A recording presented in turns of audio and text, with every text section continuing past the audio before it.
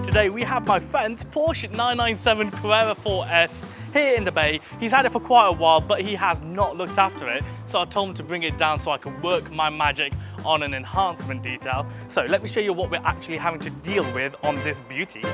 So first things first, that's not very Porsche, so we'll fix the number plate. I can see that the front bonnet has had a respray because it's dulled down a bit, so we will try and polish that and bring it back to life. The rest of the paintwork's actually okay, just a bit grimy. And then the cab roof, that needs a bit of a clean. We'll scrub this down with a leather brush, fabric cleaner, fabric protectant, sort that out. And then the interior, Okay, so the big job with this one is the interior. It has never been cleaned whatsoever. I can tell it's just like inbuilt grime in all the corners, under the leather, behind the leather. It needs a proper scrub down and a proper clean. So this one will be a good one. Okay, so part of the thing about being in England is it is actually raining quite heavily today, which has kind of ruined my plan. So instead, we're going to flip it around. We're going to tackle the interior first, and then we'll do the wash tomorrow or the day after. So the plan with the interior is thus: vacuum it all down and just scrub the hell out of the interior because it's so grimy and dirty. Leather cleaner, leather protectant, fabric cleaner, fabric protectant, interior detailer, finish it all off, make it look nice and pretty and make it smell good. I think we may also get the wet vac out and do the carpets because I genuinely don't think this interior has been touched ever. So let's get into this.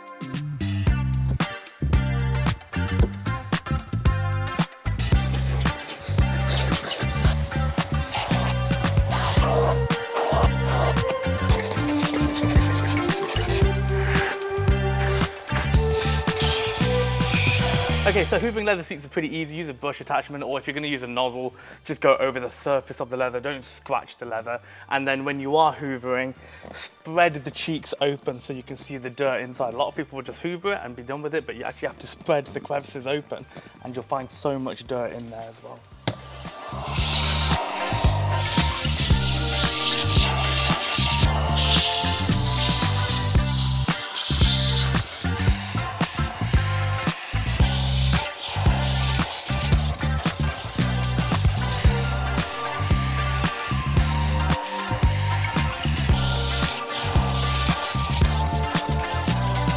Cool, so I have vacuumed the interior, we've gotten all the debris, all the stuff out of the car, and now we're pretty much ready to move on to the leather of the car. Now, the good thing about this interior is it's pretty much all mostly leather. So we can use our leather cleaner, our interior scrub pad, and scrub all the seats, scrub all the surfaces with just those two products, and it's going to come up beautifully.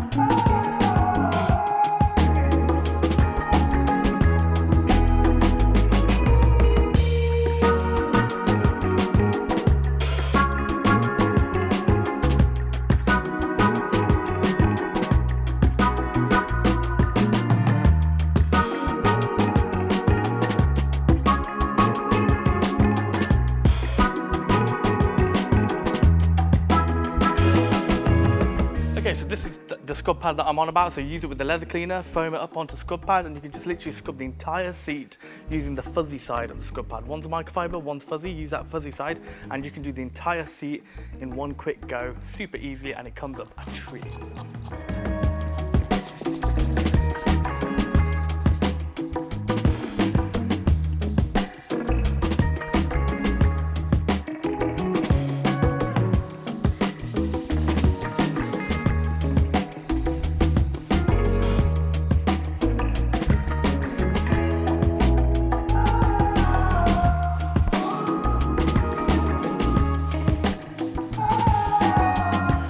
Okay, change of plan. So this interior is a lot worse than I thought. The ingrained dirt is actually quite a bit. So we are upgrading to the tunnel, and this is great for filthy interiors because it creates a attaches as an air tool, and then it sprays out APC or whatever chemical you got in there, creates a vortex with this little thing, and it basically sucks out the dirt and blasts clean all the crevices. So let's get on with this.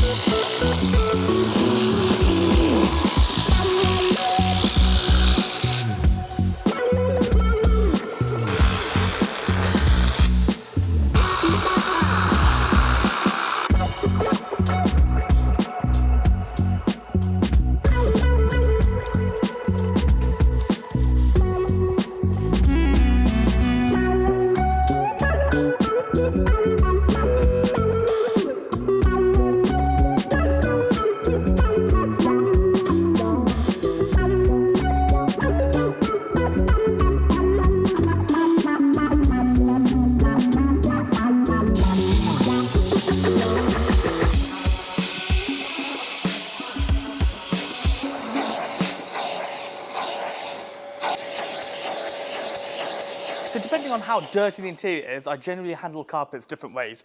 If there's general light dirt and it's not too bad, then fabric cleaner and a wipe down with a rag is usually enough, and a vacuum of course. If it's getting a bit more nastier, I'll use the wet vac and just pull out the dirt like I would with a wet vac. If it's really bad, then I first go in with the Tornador, let that pull up as much dirt as it can, and then I follow it with the wet vac, and then we'll clean it with fabric cleaner. Basically 3 stages for this, and I've kind of figured out these are quite bad, and they'll come up really nice if we do these full 3 stages.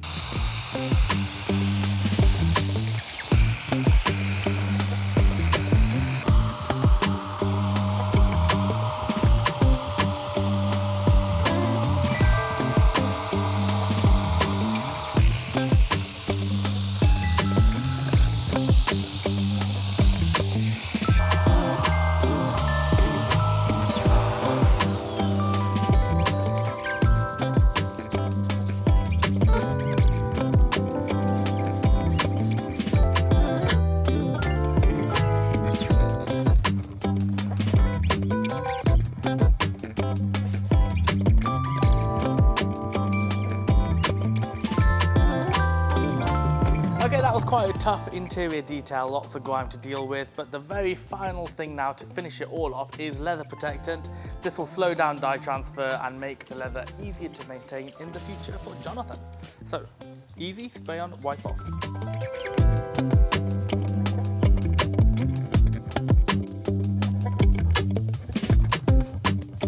So that is the interior complete, a bit dirtier than we expected, a bit more grimy, but anyway, never mind. Tomorrow we are going to crack on with the wash stage, so see you tomorrow.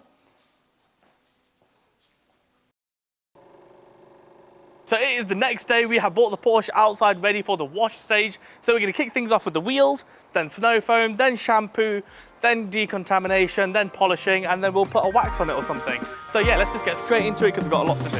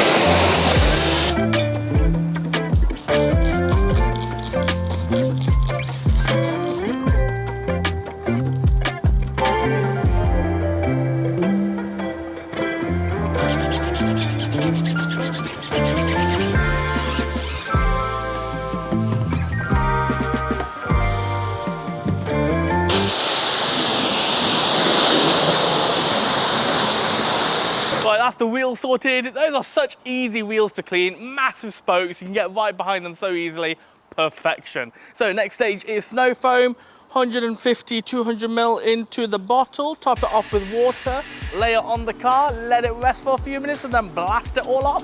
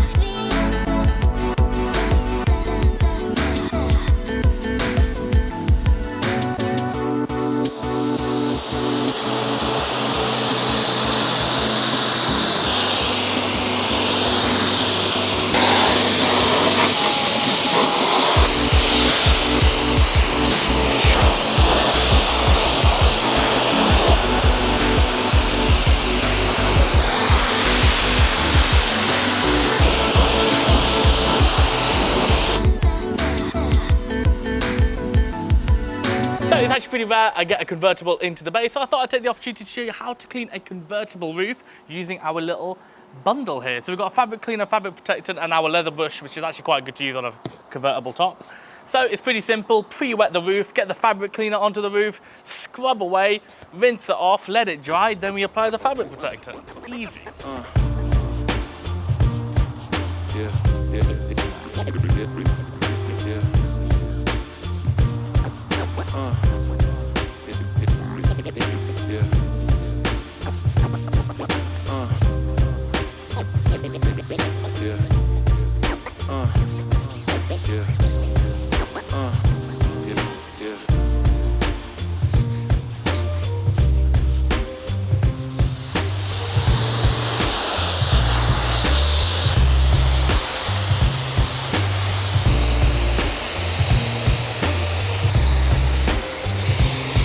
So next stage is the shampoo stage. If you don't know what I'm doing, you shouldn't really be watching this video, but yeah, 2-bucket method, shampoo, squeeze it in, and smoke it.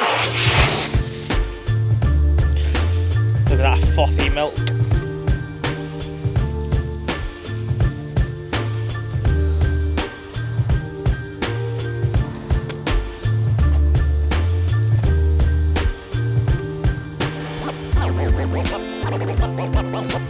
Always had a way to make it work and find another route. Always had a way to make it work and find another route. Always had a way to make it work and find another route. Always had a way to make it work and find another route.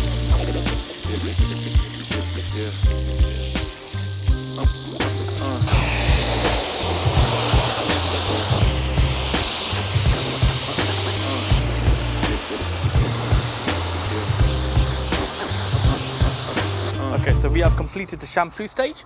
Now we're on to liquid decontamination. I don't think we're gonna need to actually clay the car, but I'm just gonna ion react the entire car so we can do our decontamination this way.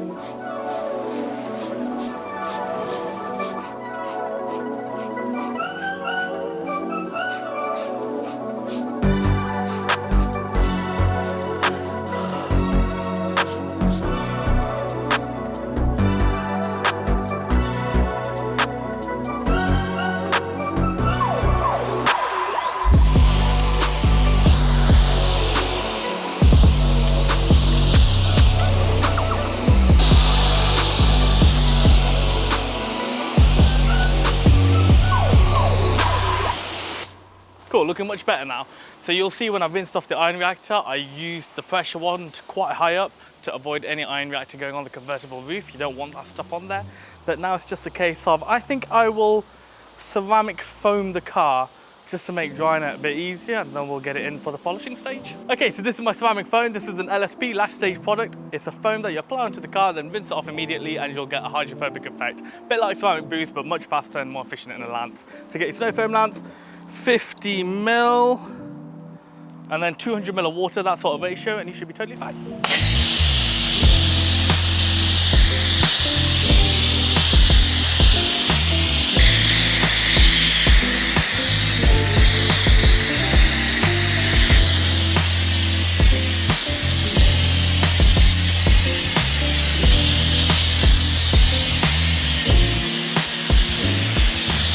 So you'll see with my technique, using ceramic foam, I dilute it in the bottle, full maximum strength, spray it all over the car, and then I cut the strength right down to 0 and use the lance to spray off the ceramic foam. With a pressure washer, you end up removing a lot of the foam in quite a fast period, whereas if you cut this down, it's a lot slower and it kind of reacts with the water much more efficiently.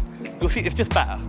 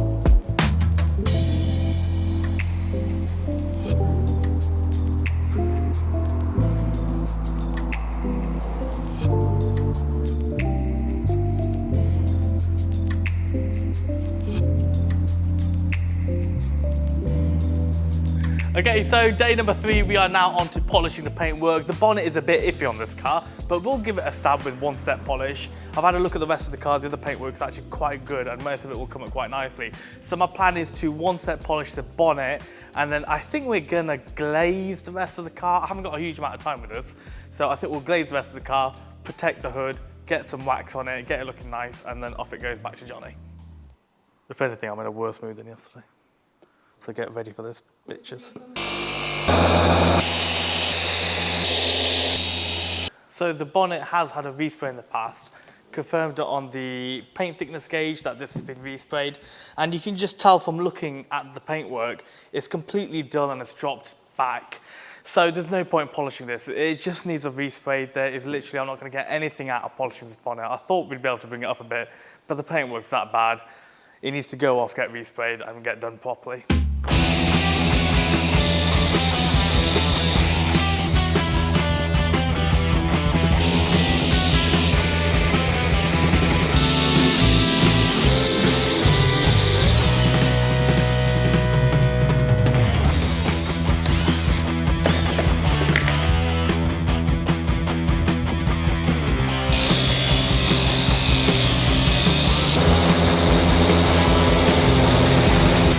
Okay, we've made it look better. The bonnet needs a respray and this front bumper needs a respray. The reason for the front bumper is chips and also the supplying dealer screwing the number plate holder directly into the bumper. So we've got 5, 6 of these holes on the front bumper, which is just silly. And I know Jonathan wants to put a number plate stick on the front, but this keeps happening on these details. We get odd cars.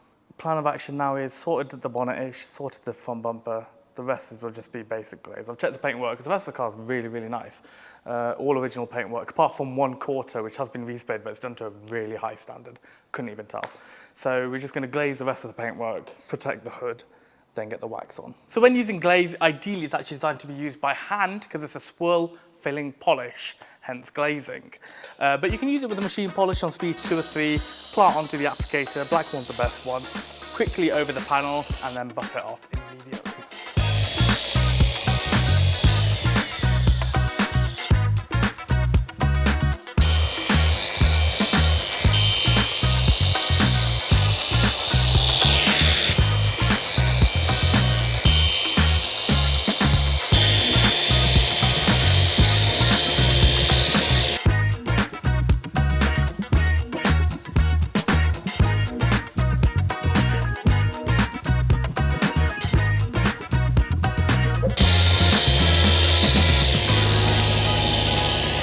Also the LSP for the vehicle, I have decided is going to be spray wax.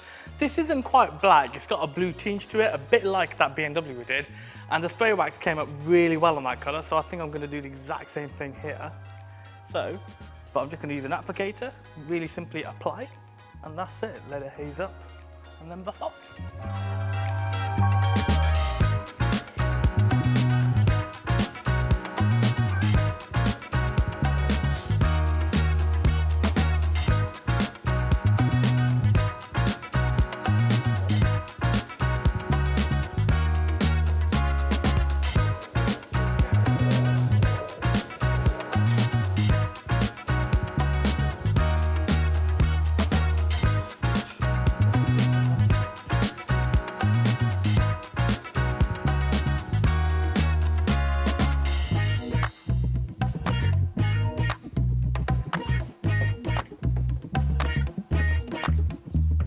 So whilst waxing the bonnet, I noticed how discoloured and grey this black plastic trim is. It's supposed to be black, not grey.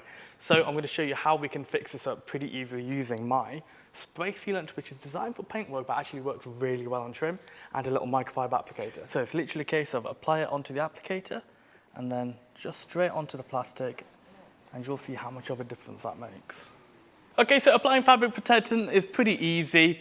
We've obviously scrubbed the roof, let it dry overnight, and that's a case of just liberally applying fabric protectant in even motion, overlapping 50% all over the hood, and then letting that dry overnight. Now, it's a good idea to do this in summer when you're not going to get rain overnight if you are leaving the car outside. Obviously, if you've got a garage, best to do it inside.